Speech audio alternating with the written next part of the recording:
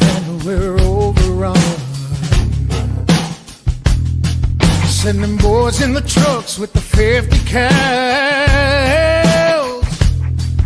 Tell every swinging deck bring extra rounds.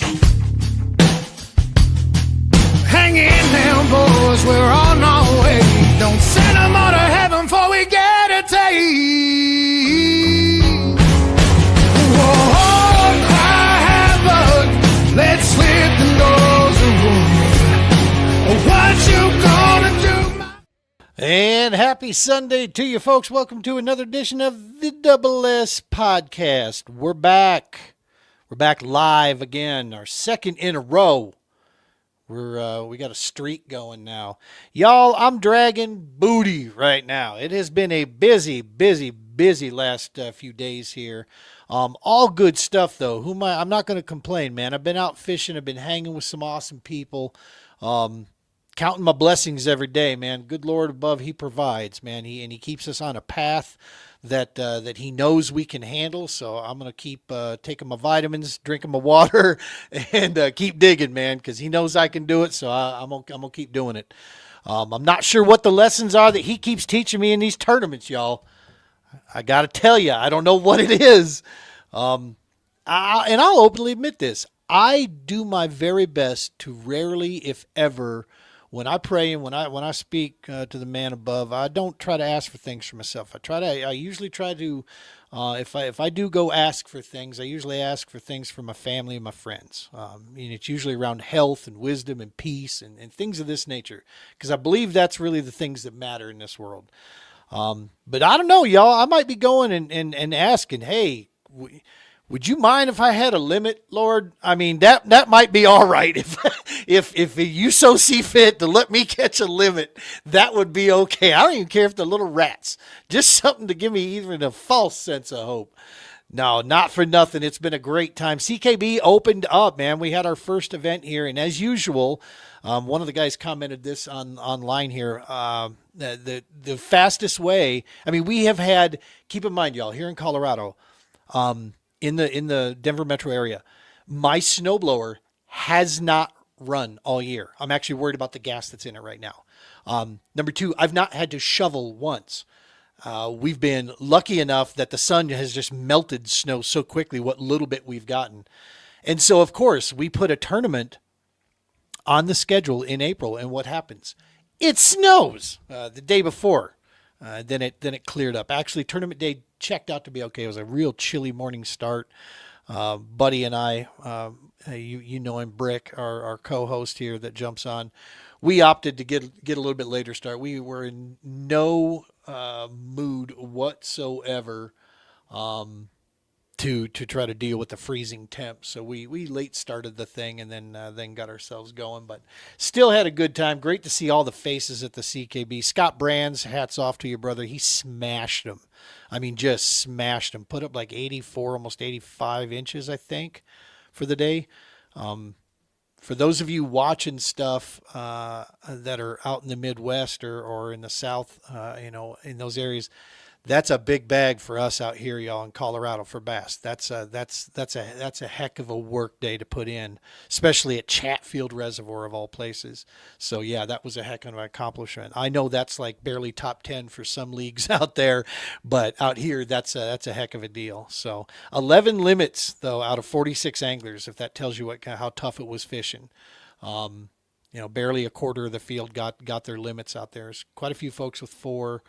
There were several skunks in the field there, but it was tough. That frontal condition, that can always throw things and make things kind of goofy. But at any rate, that was awesome. Hey, before we go too much further here, folks, let me go ahead and let's pay the bills here. We haven't done that in a while, so let's make sure and do that.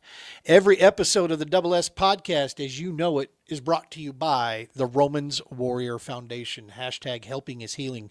Go check them out, Romans Warrior Foundation. Many divisions that they have out there. I'm a program manager for the Field Ops division. It's what gave my little nonprofit the start, man, was working with Brian and getting this stuff going. We facilitate the outdoor adventures that we do, from kayak fishing and camping, and attacking those three major pillars that we do out there, which is remove isolation, rebuild community, and restore mission and purpose. These are three major points that every one of our programs attacks those areas time and time again, and that's exactly what we're out here to do for our brothers and sisters. And the Romans Warrior Foundation makes that possible. Maybe one of the biggest areas and divisions that they have is the Global War on Terror's Wall of Remembrance. This mobile monument is the only mobile monument in the United States that travels from coast to coast, that covers the entire GWAT era. Okay, there's many beautiful memorials and fantastic memorials out there, but this is the only one that goes from 1983, the Marine barracks bombing in Beirut, Lebanon, all the way through the withdrawal. Okay, and even into current day and age. This is the only one, and it's important that we remember these times, folks. The GWAT era vet from my generation, I'm 53, and to be honest with you, GWAT, Global War on Terror, is basically our generation's Vietnam, right? And so it's important to make sure. And unfortunately, with the current events that are taking place, we're building a new batch right now. A vet's going to be coming through here, so we need to make sure we're prepared as a community to take care of them. After they have given us so much. And this mobile monument, folks, I'm telling you right now, if you want to take your town event and take it to the next level, reach out to the Romans Warrior Foundation, get the GWAT wall coming to you there. We're in the process of the GWAT wall needs a next rendition. She's getting kind of long in the tooth there, and to make sure that we're honoring the way we'd like to, there's a lot of work that needs to be done going into this next generation wall that we want to create that makes it a little bit easier for us to haul it around the country. Out there. So reach out, talk to Brian if you think you've got means that you can help with this. Of course, the tow vehicle situation is always an area that we could use help in there as well. So reach out to the Romans Warrior Foundation. Lots of ways you can help support. The Heroes Media Group, Mr. Adam Bird out at Military Creator Con this weekend. Really wish I could have been down there. If we didn't have a packed schedule, we would have absolutely joined him down there. Without Heroes Media, we wouldn't be where we're at with the Double S, doing what we're doing and having the just the long leash to really go out there and try to create some entertainment and create content worthwhile that stays on task. And that's because of Adam Bird and all of the great podcasts that are on the Heroes Media Group out here. Go check them out at heroesmediagroup.com. You can see all the podcasts there, something for everybody, something on almost every night, resources galore. All right, the bills are paid. Folks, we're talking fishing tonight. We're going to get into some fishing. We're talking about another podcast, too, that you need to go check out, especially if you're anywhere in this this Great Plains region here that we're in, from Colorado, Kansas, Missouri, Iowa, Nebraska, Oklahoma, all around this area here. This is a fantastic podcast hosted by two dudes that know what the hell they're talking about when it comes to fishing. And not to mention the fact that they have connections all across the industry here. I've had the pleasure of watching several of their shows now and checking out some of this stuff. And even an old stubborn dog like myself is picking up tips and understanding things better with the guests they have on there. Not to mention the fact that they've agreed they're going to help us with the Patriot Borderlands Kayak Series for our second event that's going to be in Milford Lake, Kansas, out there, which, by the way, I've gone by there, checked it out. I'm excited for this one. It's going to be awesome. So we're going to tie in with these guys, and let's go ahead, and they are sitting in the wings right now. So let's go ahead and bring in Tony and Tim Boyden here. Gentlemen, welcome to the Double S. How the heck are you? Doing well. Thank you. Awesome. Tim, are you, your Good. Shoulders are sore from all the fish I catching think I'm and having such? a little bit of internet issues. Can you hear me? I can hear you, but you look normal. I look normal? No, Tony looks Oh. normal. He's just stoic. Right. Right. Yeah. Oh, there he is. There he is. No. Yeah, the shoulders are still hurting a little bit. I had to get a back rub when I got home because Wow. reeling those fish in kind of, I don't know if you saw my intro, but I put one 12-inch fish up on the scales this weekend. My shoulders are fine. Hey, you didn't skunk, so that's good. So, Right? You Yeah. know, and And that's so important, man. I wanted to tell some of the new guys that Yep. had struggled during the tournament there. Hey, for the team and AOI stuff, man, one fish is massive, Yeah. right? I mean, that goes a long way in points, and you never know what it's going to boil down to. Most of the time, it's like a matter of inches and points. So every little bit counts. Yeah. My first tournament that I entered for Kansas Kayak Anglers.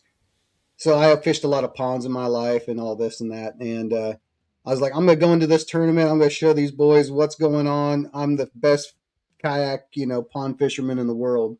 And I go there and I catch one 14-inch fish. I finished like dead last. So it humbles you real quick, let me tell you. So, You but know, if you call it a sport, this sport of ours has maybe one of the best ways of just sitting you back down when when you start getting a little too much butter on your toast. It has a way of settling you right down there, and it's one of the things I love about it. Because if you fancy yourself an expert because you had a great season or you do well in your local area, hang on. Give it a little bit of time. If you're in this business for too much longer, trust me, it'll square you away real fast. absolutely. I think Tony's working on his internet side over there, so he'll get it. Heck yeah. I can see you. You're back. A little fuzzy. It actually makes you look better because you're kind of ugly, so that fuzziness. Tony, I feel you. Yeah, I don't dog. know what's going on tonight. I have a face for radio just like you. It's all good. Yeah, that's why I got onto a podcast. Yeah. Exactly. So let's talk So about I probably the should- podcast. Yeah. Yeah, let's go ahead and get right into that piece there. What we've got, it's called On the Line, right? Yep. A fishing podcast. Cut and dry. I love when marketing meets common sense, man. I love that. Yeah, absolutely.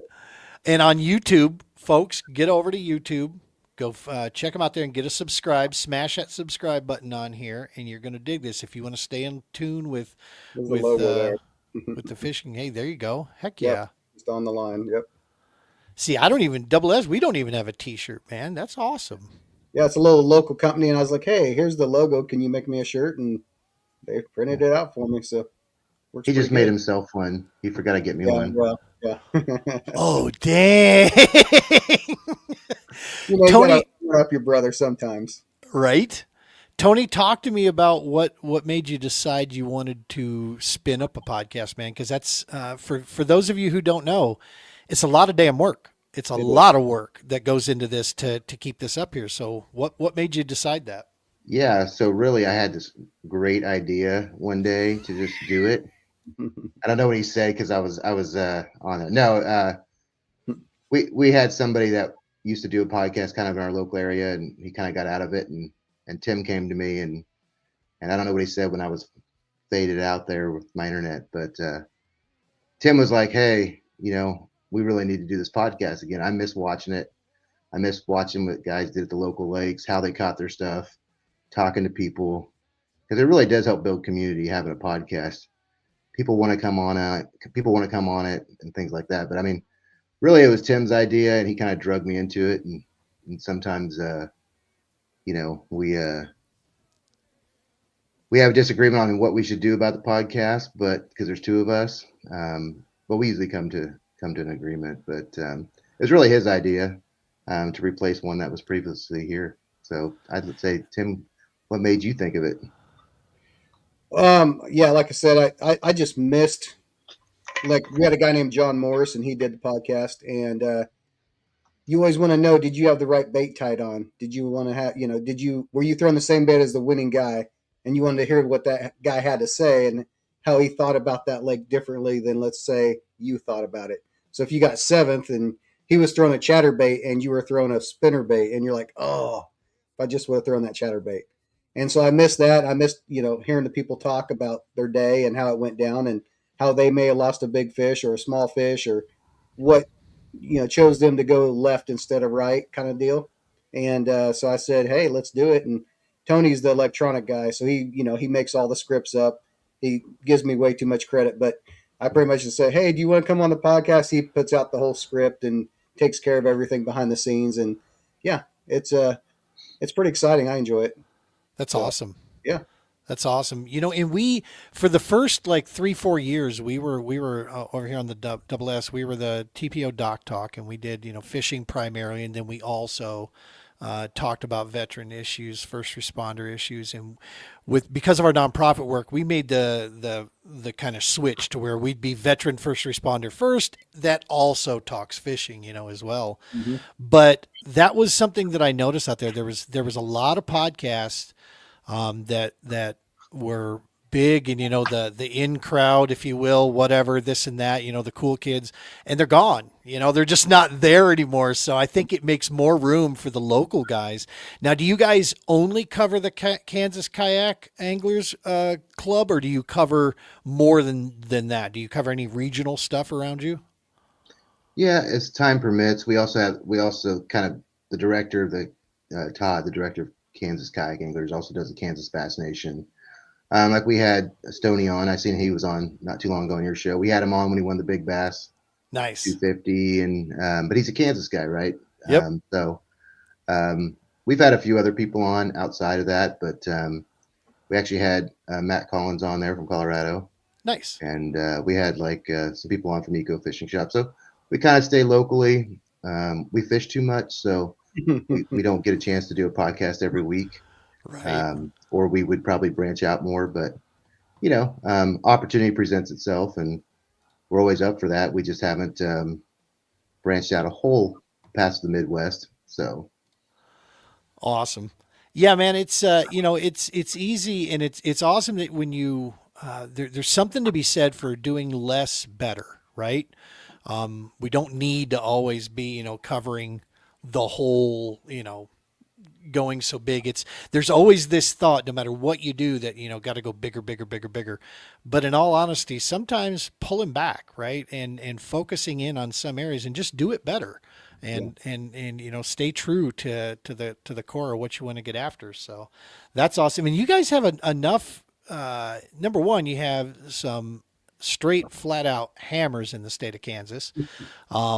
You talked about one of them there, Stoney. Stoney and I have been buddies, and he is part of the TPO. He's part of my volunteer team that's out there. He helps us anytime that he's available. If we come into his neck of the woods, he makes donations every year.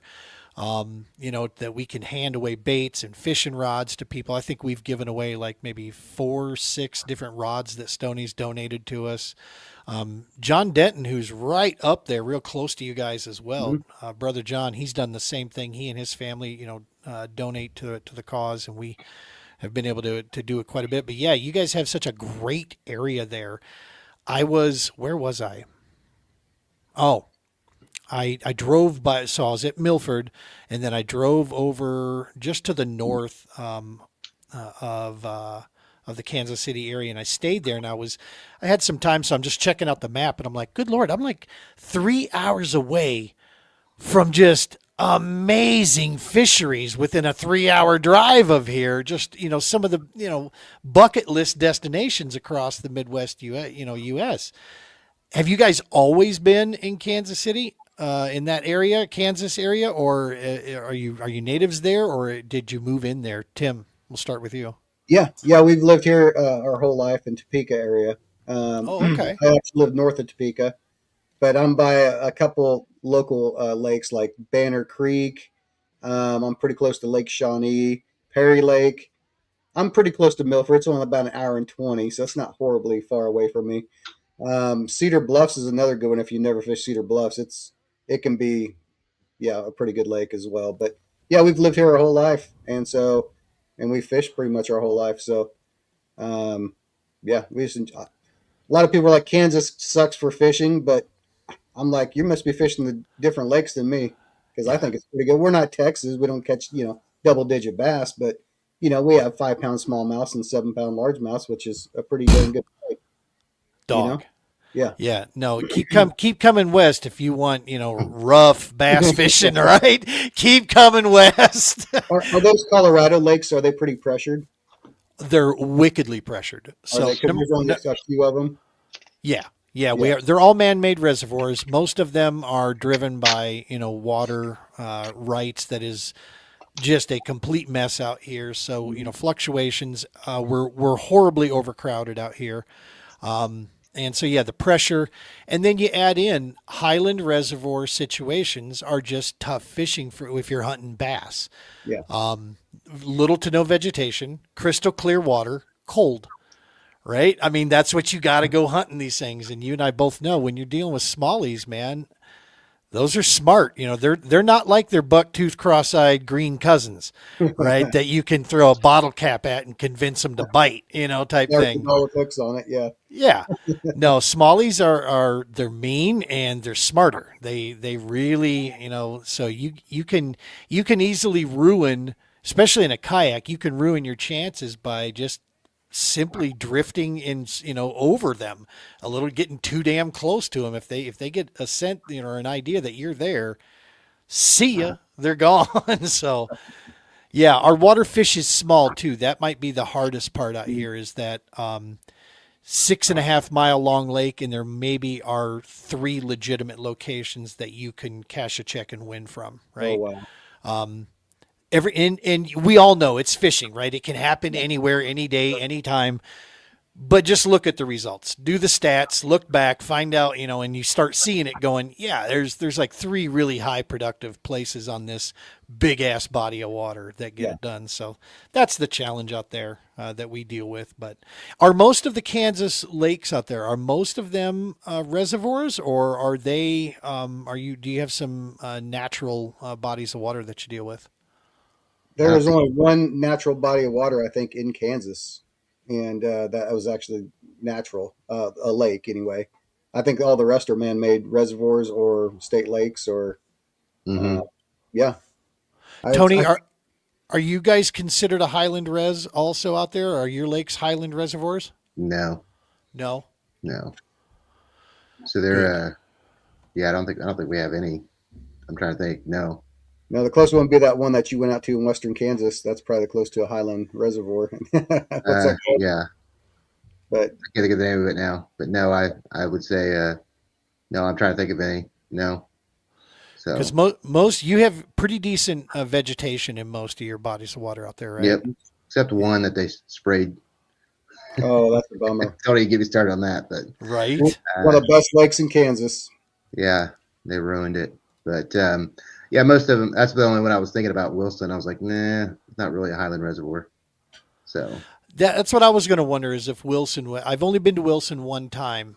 Had an awesome time. Actually, that's where I met Marty Hughes for the first time. Was at Wilson during an All-American. Back when that series was rolling there.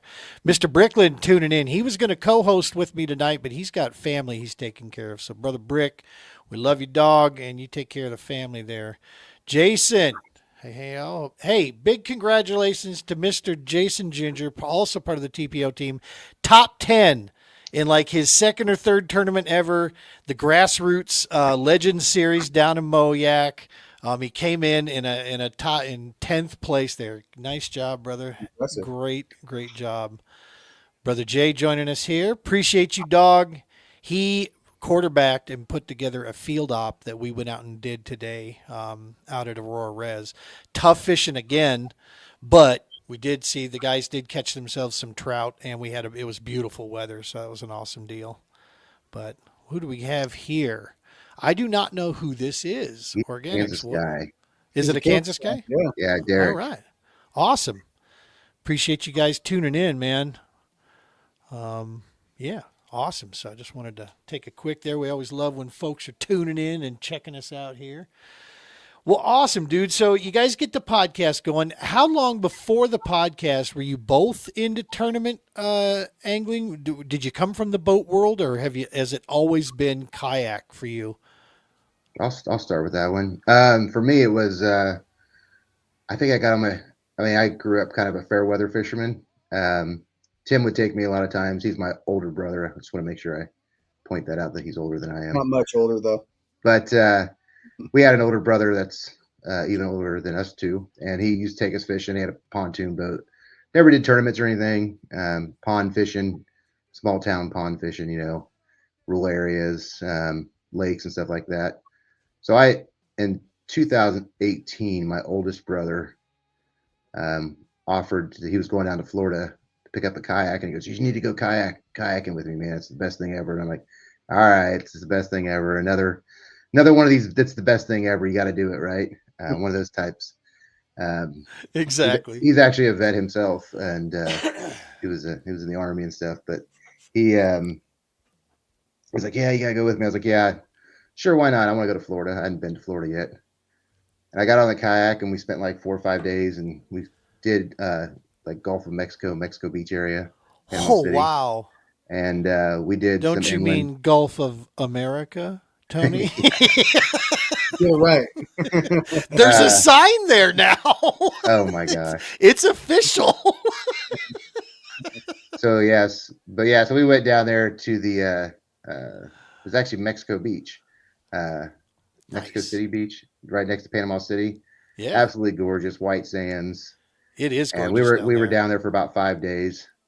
I came back and I looked at my wife and I said, "This is my life now." And she's like, "Yeah, okay, whatever." And I was like, and that was 2018. I came back, I bought my first paddle kayak, and honestly, I go into boat fishing, I go in on bank fishing, and I don't love it as much as being in my kayak.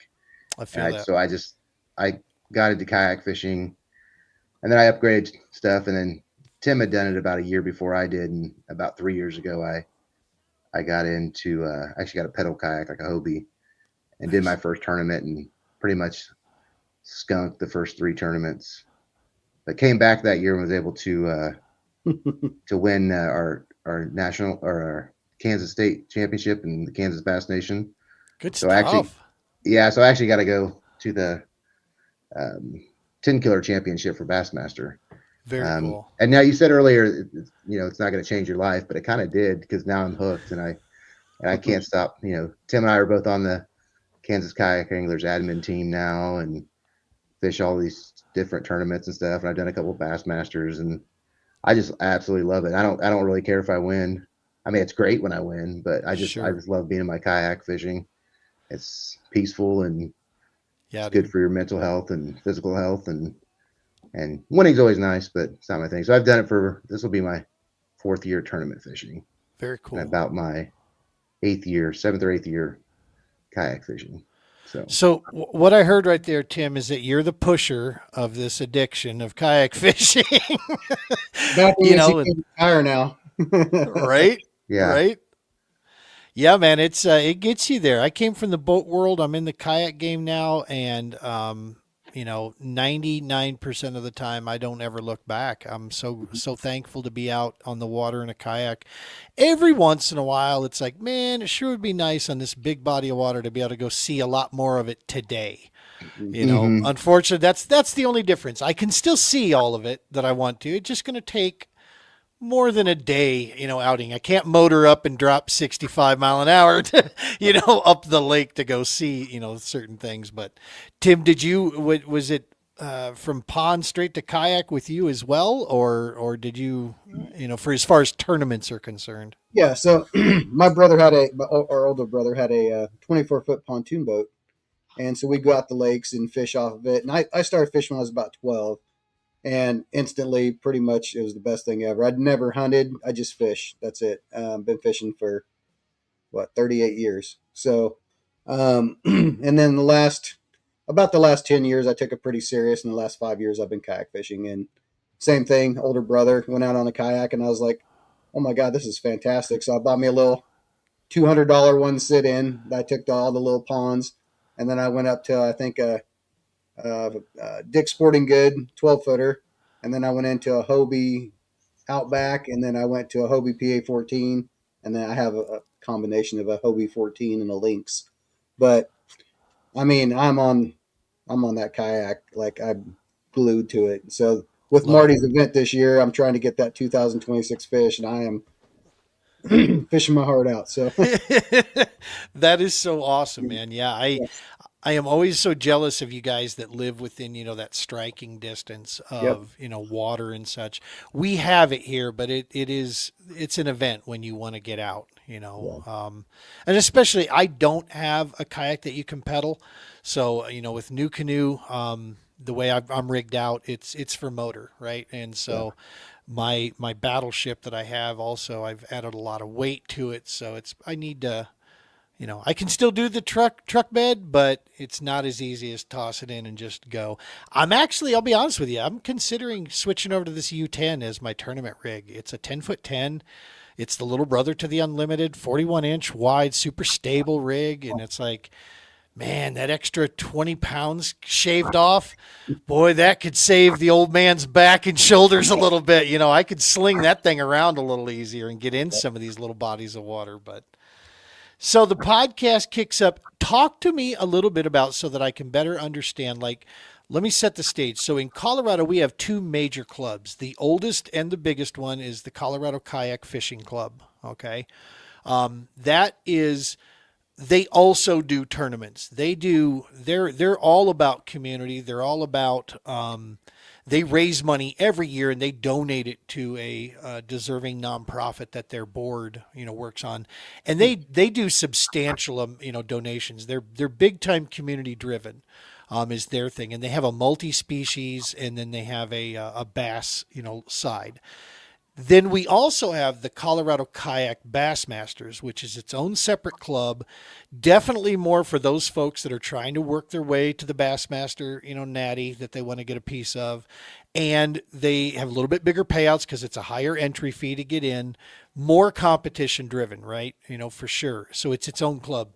But now in Nebraska, they have one event for their Bassmaster Club. No series, no schedule. They just do one open event and there you go type thing. Is Kansas that way also, or does Kansas have multiple Bassmaster events that go off? Tim, you want to take this one? Yeah, I can take it. So All right. the last couple of years we had 4 or 5, which Todd is in charge of as well. This year I think he's just doing one, isn't he? I believe Yeah, that's all. for the Bassmaster, they're actually At Milford. he used to do like 3 tournaments. You had to make 2 to qualify, and then the Bassmaster. We're just doing one at Milford this year, actually. Like September 19th, it'll be an open one. Mhm. We kind of had attendance lowered, and so we're trying to get people from other states to come in so we can send more than one person. Right. And then so he's also we kind of work with the Kansas Kayak Anglers, kind of do them. They're usually a higher entry one, and then we weren't getting the numbers, so we kind of just changed it around a little bit. But Kansas Kayak Anglers actually formed from a bunch of different groups. We had a bunch of localized groups when there was like 10 or 12 people. And like, hey, let's bring them all together like 4 or 5 years ago. And then so we kind of keep them together, but there's only a few other small clubs around here that do kayak stuff now. The other ones kind of fizzled out. So it's pretty much the 2 biggest ones are the Kansas Kayak Anglers and then the Kansas Bass Nation, which is really just one event now. So Right. Yep. Well, and I've seen several states run into that where they get multiple clubs and it's like an all-purpose cleaner, right? It doesn't do, no one club does any one thing great. They just all kind of, do many things okay. So when you join forces like that, it's a better offering for the anglers, and it's a better deal getting everybody together. Sounds like that's what you guys did there. And I know Iowa, I think, also did the same thing up there, is they joined a lot of their clubs together. But yeah, the Bassmaster thing, is it just attendance, do you think? I should obviously be asking Todd a lot of this stuff, but do you think it's mainly attendance that the reason to go down to just one event for bass? yeah, I think last year he's tried it a few different ways, and we talk a lot about it because Tim and I are on the admin team as well for the Kansas Kayak Anglers, so about what he's doing, and like last year we had 3 events separate from the actual championship, and I think there was maybe no more than 10 at each event. Oh, okay, and that's a lot for take a whole Saturday and get trophies and put the word out and all that kind of stuff. Yeah, dude. So he decided that he would open up the championship last year. That was the first year that he actually did it, because he was trying to get more people. And we had a couple people from Colorado, and I think maybe a couple from Missouri, and a couple from Kansas, and then of course, like, the entry fee is more, so I think that's gonna drive some people away. Yep. And then if you do win, then the cost to go to the Bassmaster Championship and the cost for entry, and if you don't have sponsors and all that stuff. Thank you. Thank Yeah. you. So I've been doing this a lot of years. All right. Chase things around back in my boat days, chased them around with bass, said, screw that. Went to the FLW back when it was still FLW, started running those series. I'm not quite sure what, and make no mistake. Let me say this first. Steve Owens, I love him. Okay. He is a awesome human being. And he's a phenomenal tournament director. He truly is. And he seems to be an extremely wise businessman. But I will also openly say, I can also say that I don't understand the train of thought with this. Kayak angling, one of the major things about kayak angling has been that got a lot of people into it is cost of entry. It was much lower. It was easier for people to come compete and hang out with people. But now you got this industry, and don't even get me started on the products and the kayaks, for the love of Pete. Every time you turn around, they're not going simplistic or more intuitive. What they're doing is bigger, more expensive, and hey, you're talking to a guy that had a $3,000, trolling motor on his boat, on my kayak, okay, last season. I don't anymore. I sold it, got rid of it because it's ridiculous. But I can say I tried it. And yeah, 6.5 miles an hour out of a kayak from a bow mount trolling motor, pretty cool. But ultimately, it's what flipped me on Elwood Reservoir in Nebraska there. No. But at any rate, so you work your butt off to qualify. It's not easy to qualify for the Natty if you're coming through the clubs. Mm-hmm. And your prize is $450 or whatever for an entry fee. What in this? Am I the only one that goes, wow, I don't think I want to win that? I mean, I definitely like to win it. Don't get me wrong, but right. But to be put in that position to drive, 25 hours away for us out here, everything is a drive for us. And then have to pay that and entry fee is only one small piece of it, but still that's, there's something about that just doesn't strike me right, man. It's like, I don't know. I hope it works. I hope I'm just an old fuddy dud that's over here like, turn your music down, I hope that's what it is, but I don't know. Yeah. I think there's a lot of people that can't afford that entry fee. Can't afford to go. I mean, just a normal tournament, a bass tournament, you're looking to spend $1,000, and that's if it's close. Amen. Yeah. People don't realize that. Yeah. If you got the money, that's fine. But if a lot of people are struggling with inflation and all that, and I mean it's hard to whip $1,000 out and go to 7 of them this year. Or that's $7,000 worth of if you do all of them. Yeah, explain that one to the little lady. Yeah, let's see how far that conversation goes. Including vacation time from work, and Yeah. I thought about doing one. I thought about doing the Fox River one because I love smallmouth. And they say the smallmouth, a 20-inch smallmouth up there is normal, and so I'm thinking about doing that one. I got my little Hobie Lynx I could just drag around with me, and I'm a smallmouth. Anything smallmouth, I'm on it. So any new bait, any new tackle, like I am laser focused on them. So. Yeah. Dude, I've fished that out of my boat. Really? Yes, that area up there several times. We used to go there for the BFLs back in the FLW days. Wolf River chain of lakes is what they called it. So you got Winneconne, which sits up top, and it's basically like 12 foot all the way across, like a mile across. It's super shallow. That ties down into, or ties right next into Boyden. There's an invisible line that separates those two lakes. And so you got Winneconne and you got Boyden. Drop down and it's Butte de Morts. If you go through this little channel area there, the channel's super cool because I've stayed at a hotel that was right on that channel and you can launch from your hotel. That was super cool. Yeah. And then from there, the Fox River runs out of Butte de Morts. It also runs down and ties into Winnebago, which is the monster.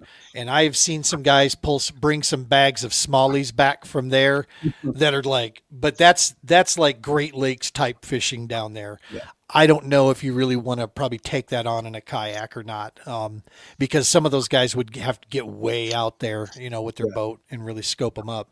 But then if you run to the north, it's the Wolf River chain that runs all the way up north there. And I have run that thing so many times. It is a beautiful area. Those folks breathe fishing up there, man. It's the communities are fantastic, great food, and yeah, the fishing is super cool. So, Gene, would you take your PA-14 or would you take your Hobie Lynx up there if you had a choice? So I don't have Hobie. I'm actually part of Team New Canoes national team, so I would take neither of those. You'd throw them in the garbage, wouldn't you? No, I'd sell them. I'd sell them because they're worth like 3 of mine. So No, you're good. You're good. no, I would if I were going up there. Personally, I'd take something maybe the bigger one, Really? Okay. just because those rivers are not small rivers, Okay. and those lakes. I don't know if in the kayak game are the lakes in play. I don't know yet. I don't think they have a border for that yet. I haven't Gotcha. seen one.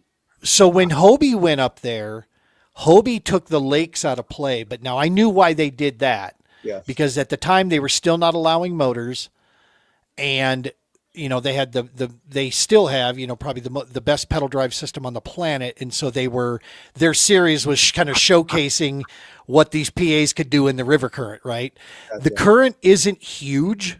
There are some choke points where it picks up a little bit, but most of the time it's pretty easy going current that you're going to deal with. But yeah, the Fox, I've run you can run a bass boat up that, and same with the Wolf. You can run a bass boat. They have no wake zones that you have to slow down, but I've run 65, 70 mile an hour up that thing. Yeah.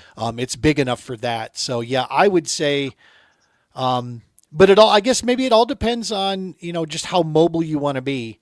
Because if you do want to pick up and, relaunch, then maybe the smaller, which that might not be a bad idea. I don't know. Yeah. I would love to go up there and crack that problem, and figure it out myself. That'd be a great run up there. But so yeah, awesome. Good stuff. So on the line, you guys are normally on Thursday nights. Is that right? That's typically when we try to be on. Sometimes Nice. it changes based on people's schedule, but most of the time it's Thursday night at 7. Thursday night, Central 7. Time, Central Standard Time. Yep. So 7 Central Time, so 6 our time out here. Yep. Awesome. And you guys, you go live on YouTube. That's on there. Do you also shoot it over to Facebook as well from any of the pages or anything? No, we've thought about it. We've talked about doing it, setting up like a Facebook page or just streaming it live to our Kansas Kayak Anglers page, because that's kind of our biggest audience. Yep. And we're also trying to promote that in the community there we have with Kansas Kayak Anglers. So Yeah. we thought about it, just haven't yet. So And Gene, that's not every Thursday. It's just mainly Yeah. like after tournaments, and sometimes we have special ones in between tournaments. Oh, So sweet. once every 3 weeks, roughly, is about when we Yeah. go on. So, good call. Yeah. Nice. Yep. I'll be honest with you. I've been thinking that myself during the season here when the field ops and the tournaments are going. I've actually been considering going back to like maybe just twice a month, doing. So I get that. I feel that as well. It's a lot of dang work It that really goes is. into these things. I hope everybody appreciates you, Gene, for all the hard work you put into this. Oh, I don't worry about that. I'll be honest. I hit that age where I don't give 3 squirts of monkey shit. I know my close circle of people. I know I am loved by them, and therefore I am strong in that. And we stay true to our mission on this where we go. But as you guys know, I mean, you run across some folks that maybe should have been a little bit more, like, hey, thanks, but that aren't. Right. And we just don't run in those circles anymore. That's usually my response to it is like, hey, cool. Fool me once. well, the older you get to, the less you're just like, eh. So, Dog. You got it, Tim. I mean, that BS meter taps quick these days. It really does. It really does. I'll tell you that the biggest thing that I've seen that maybe Mike gets underneath my skin more than anything is the selfish side of things. I don't have a lot of tolerance for that in my life. And it's, I don't expect what I do out of anybody else. That's not the thing. But when I see people that are all the, me focused, I don't mesh well with those folks. Now I promote, I get out there and I jump on a soapbox or I'll do this or that. And it's for this mission. It's for this purpose here. It's not to get ribbons or accolades or attaboys. That's never been the purpose of what we're trying to do here. If anything, I'm trying to atone, y'all, for a life of being a bonehead. So maybe that's what it is. I don't know. But yeah, no, this is the podcasting thing is always fun because you get a chance to just sit around, chop it up with cool dudes like yourselves. So talk to me real quick here. This is ridiculous stuff. You put up some 90 some odd ass inches, both of you today, and you're just hanging out. It's a Sunday. I'm out at my church of fishing and doing what you're doing. Is that like a doable, normal thing for your neck of the woods, Tony, where you guys are at? Or is that like, that's a pretty damn good day? I mean, how good is this Kansas fishing? Should I be moving or what's going on here? I'd say for me, it's not a normal day. That's maybe a once every couple months kind of thing. Cool. I'd say it's pretty. When I go out and then I'm not doing a tournament, 85 inches kind of the normal day for me. Like, sometimes if I get a big one, a kicker fish, maybe a high 80s, but I would say above 90s, not a normal day for me. Greens and browns or mainly greens? This was mainly greens. I did have, the last good day I had with smallie fishing was at Milford last year when I had 86 plus inches smallmouth. So let's talk a little bit about that, Tim. We're going to Milford. PBKS is coming to Milford end of May. Folks, hang tight for us. We'll be announcing some stuff on how we're going to do, just like we did in Mexico. If you want, go look at New Mexico, look at their bass club, and you'll see that event. Look at the PBKS site. You'll see what we did there. If you're looking for a high pressure, high competition, we're not the gig for you. Okay. If we get 2 people, success.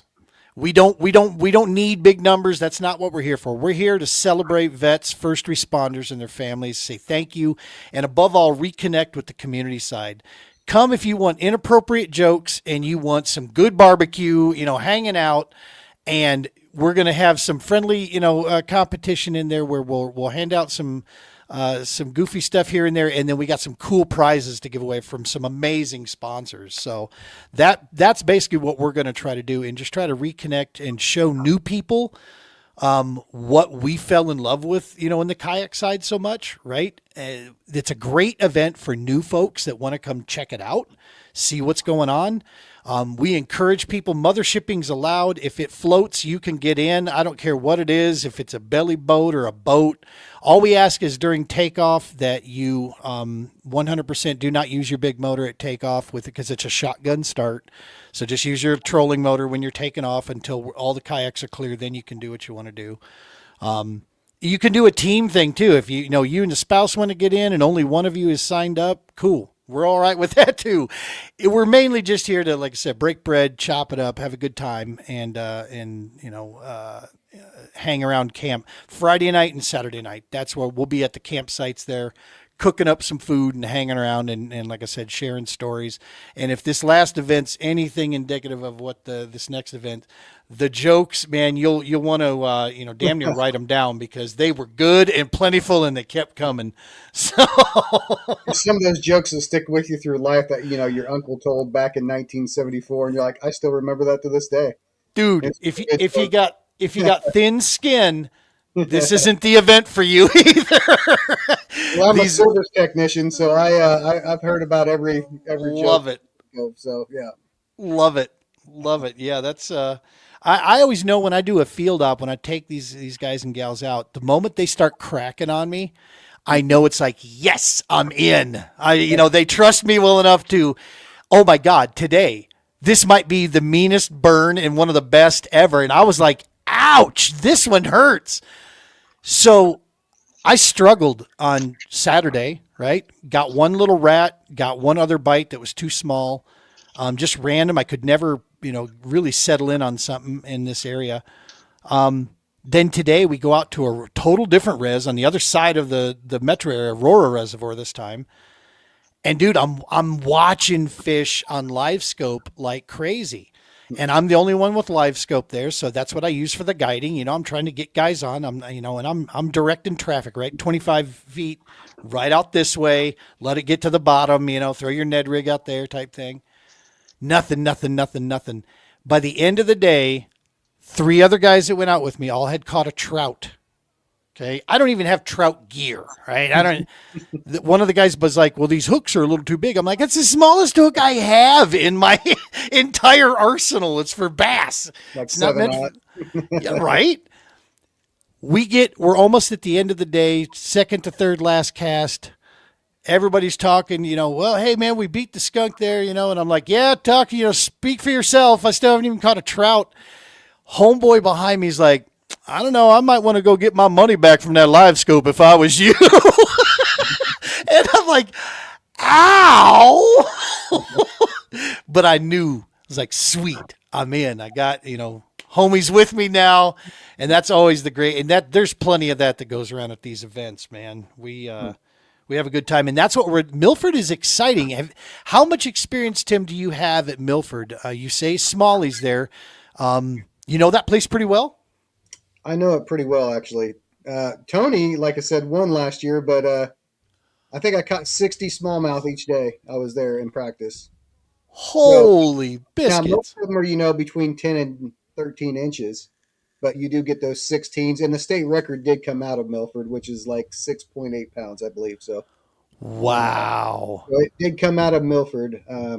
Mainly, if you stay around, I would say with you guys being a friendly tournament around the dam area and that area, throw top water, throw some poppers, maybe some, I don't know, whopper ploppers, throw some Ned rigs. The dam's unforgiving though with those rocks.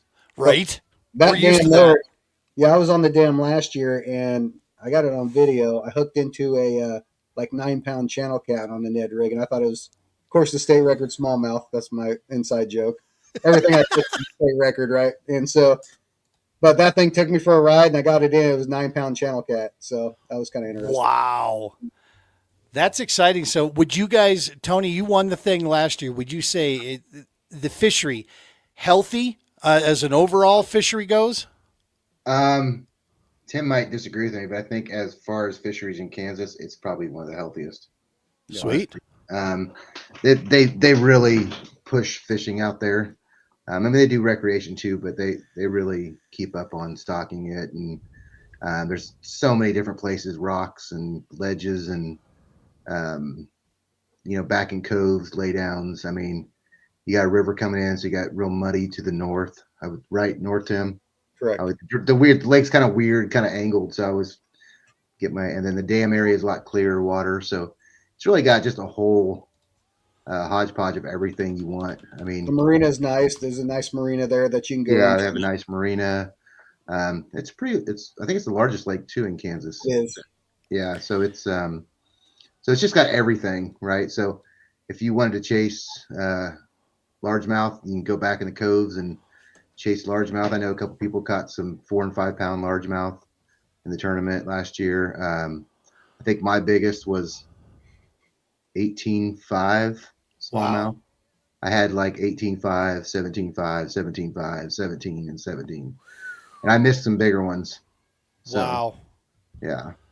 Well, that's good. Remind me after we close out here tonight. Remind me. I'll tell you where I was initially, because I had a chance to go there and kind of drive around it.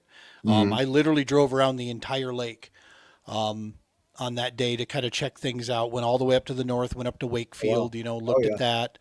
And that wind coming out of the south, man, that changed my idea in a hurry about going up there, just because there's no place to hide up there. And that area was the day I was there was very windy. And I'm like, Lord, I am not putting new folks in kayaks on that, because it looked fishy. I like that, but I've got another, but yeah, remind me afterwards and I'll check with you guys and see if I'm setting us up for something okay for these folks, or if there's a better idea of where to launch and such. But yeah, I did notice that, is it seems like there's like different zones around this lake, right? You've got a lot of different types of fishing you can do in it. And I love bodies of water that offer that sort of thing. So I'm personally excited to get up there, but hoping it'll be a great place to kind of just gather some folks. Yeah. Yeah, it's definitely a gorgeous lake. And like I said, it's fishes a lot of different ways depending on your style of fishing, or you have new people. I mean, I did this weird thing where I did all the metrics for our tournaments to see, who turned up, what had the most people turn up the tournaments, who caught the most limits, which lakes, for when we're thinking about lakes for the next year, right? You're a stats man. I love it. I'm a nerd. Love that. I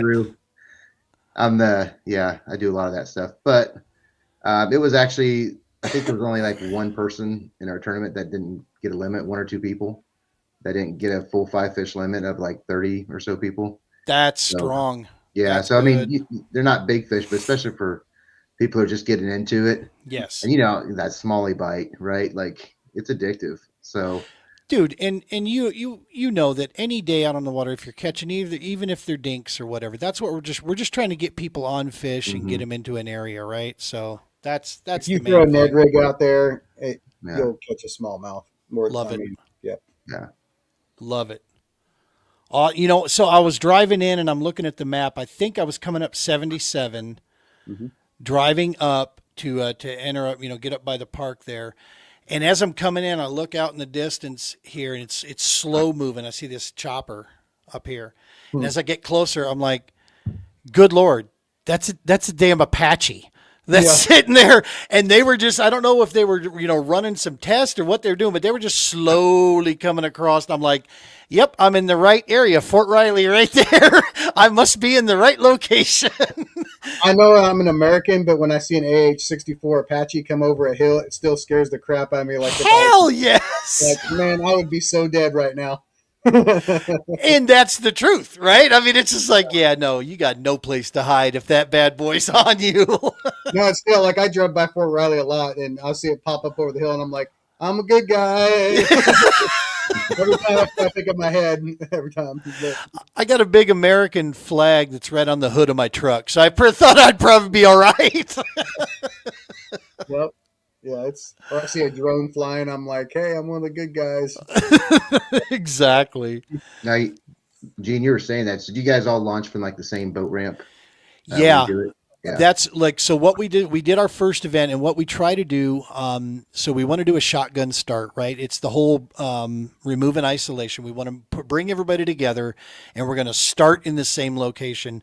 We actually do something, I'm bringing it from the boat world over. We do an invocation first thing in the morning, and then we play the national anthem before we launch, and then basically send everybody off, and then, come back at a certain time, come back anywhere they want to. But yeah, so just something we try to do, first thing in the morning, get things going. As soon as we got safe light, that's when we get the invocation and get everybody launched, because we try to go over last minute safety, that sort of thing in the event of wind and or weather, just to make sure that everybody understands that, hey, nothing is worth your safety. Make sure you're back here, and if you have any questions, hit us up.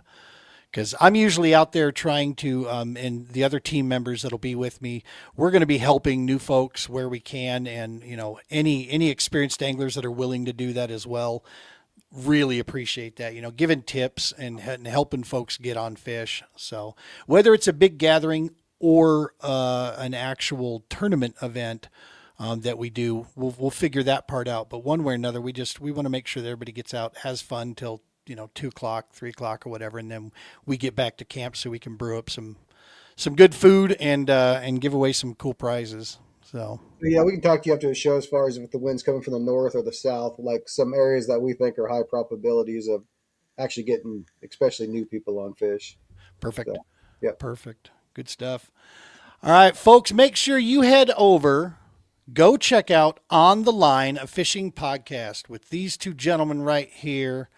Go check them out. Thursdays is when they air. If you go to YouTube, you'll be able to see all their episodes there, and go back and check through, go through their library there and check out. There's some great shows in there. You guys do a fantastic job. You're anglers talking to anglers, man. So that's the easy part, right? That makes it easy. What's the average length of, do you guys do long form stuff like we do here as well? Because, I mean, once anglers start talking fishing stories, it's hard to stop them. Oh, yeah. I have to be the time monitor. Let's just put it that way. Right? I mean, I'm It like, would be 3 hours if I had it control. So yeah. yeah, Right? We're like, hey, we're gonna do a 30-minute podcast tonight. 3 hours later. Yeah.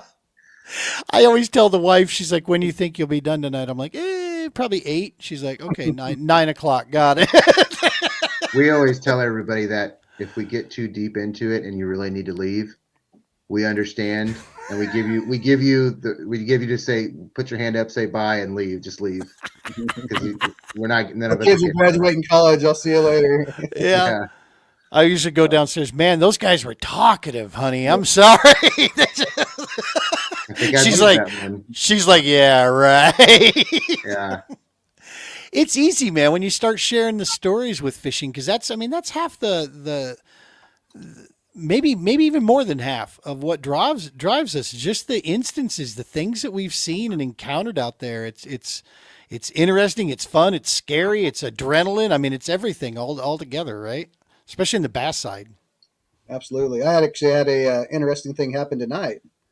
I was out fishing a small body of water, a little city lake, and I get my kayak around the corner. It's full of grass. Like I'm pedaling through the grass with my Hobie, and this guy's backing his boat down. And it's kind of a treacherous ramp, and I'm just getting around the corner. I hear him start screaming to the top of his lungs, and I'm like, "Oh my gosh!" And I look back and I don't see him in his boat, and he's just screaming. So I turn around. I pedal back to the boat as fast as I can. I thought it was an older guy that was drowning, and it's him and I are the only ones on the whole lake. And I get back over there, and he's on his floor of his boat, and he's like, "I dislocated my knee. My knee popped out." And I'm like, "Oh shit!"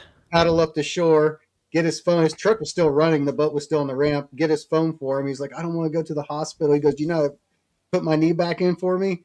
I was like, "Well, I can watch a YouTube video, but I can't be liable to."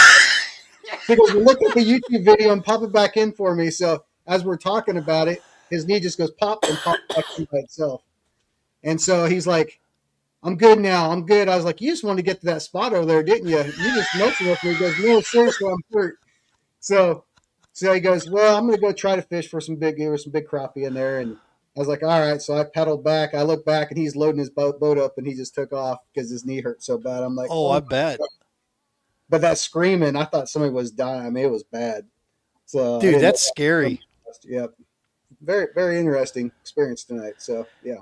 We were at Elwood Reservoir last year for their state championship. I believe it was their state championship. We were at Elwood, and one of the first mornings, it might have been the CKB event that we held there as well.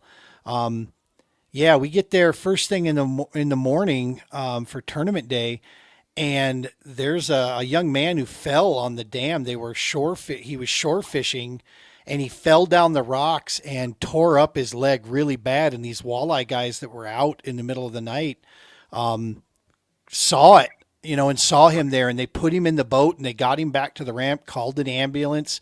So as everybody's like loading up to go tournament fishing, an ambulance pulls up right in the, in the dark out there at Elwood Reservoir. Yep. So everybody's like, "Oh my God, what happened?"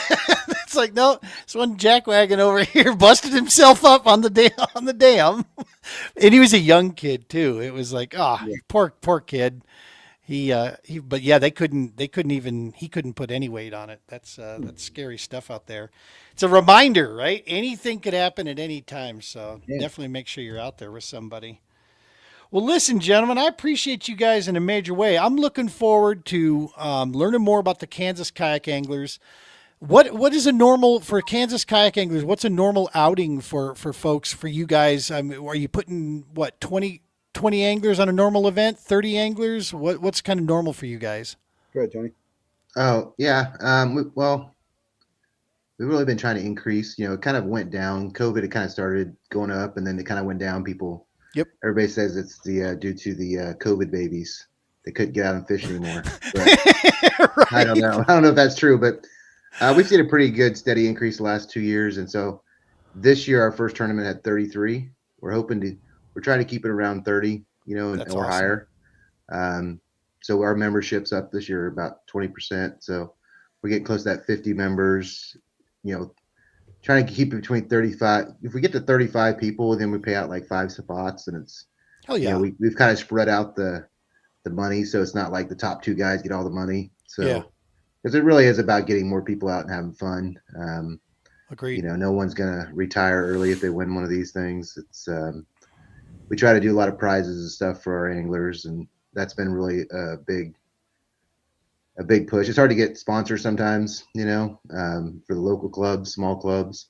We've got a couple really good ones that are local and help us out. But, everybody shows up. We all talk. We all tell each other what we caught fish on,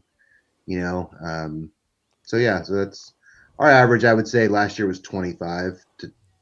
So people That's per awesome. tournament. Yeah. That's a great field when you're pushing those kind of numbers like that. That's we actually have one lake here in the state where we limit it to like one of these years. The past couple of years ago, we limited the entries to 25 because it's kind of small, and we didn't want to have much more than that.